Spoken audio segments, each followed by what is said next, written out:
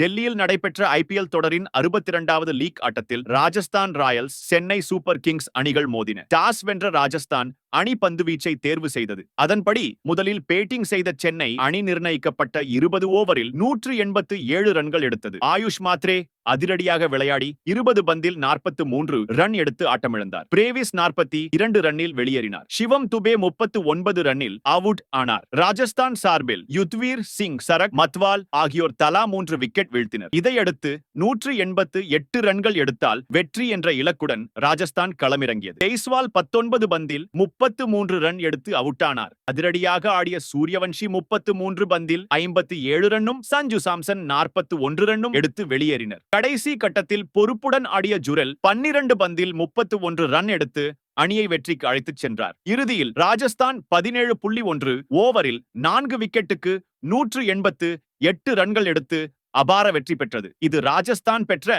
4வது வெற்றியாகும்.